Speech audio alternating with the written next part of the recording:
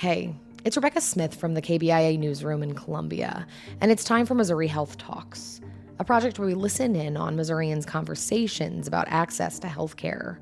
For the month of May, we're focusing on the health of those living in Fulton and Callaway County. Open Table is the local soup kitchen in Fulton that serves dinner to the community 4 days a week, regardless of income. Sue Beaty is the president and shared a little about the group and how they're serving the community through conversation and over dinner. Here's Sue. We serve Monday, Tuesday, Wednesday, and Thursday from 5 to 6 p.m. We cook our own meals down there and serve them. It's a congregate setting, so we want people to stay and eat and socialize. We have a team. It's the same team every month. Like the third Wednesday knows when they're supposed to be there. And so it's a team, and most of the teams are from churches, but not all. One's the Rotary Club, some is the pickleball club in town. So it's just different people that want to volunteer. We average about 35 to 50. So if you've ever done much cooking, it's hard to plan. Do we cook for 35 or do we cook for 50? We never know how many are coming. So typically we aim for about 40, and that works out pretty well.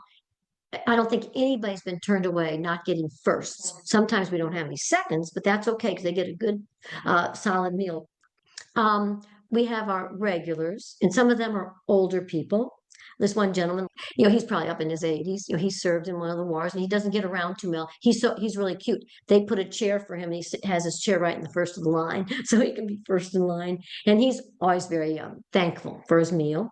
We have several older folks like that. We have people who are staying at our house, the shelter, so they stay there at night, but then during the day they're just around town.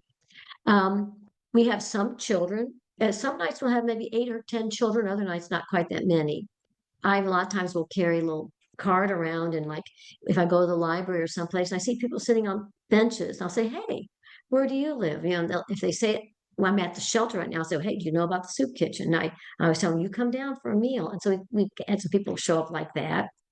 I think our volunteers are very passionate about what they do, and I think they have a servant's heart. I think you have to have a servant's heart to do this because, I enjoy meeting people. How's your day going? And one time I had a lady say, "How are you doing?" And she goes, "I'm just so nervous." I said, what are you nervous about?" She goes, "My son just called me. He's going to call me back in a little bit. I haven't talked to him in 2 years." I said, "Oh my gosh." I said, that's a blessing.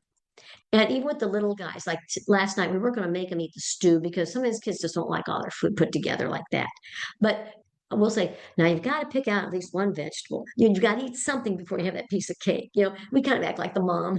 We feel like this is really important for them because some of them really, they'll come in with their big sodas and stuff. And it's like, okay, guys, let's get something in your tummies that will help you in school.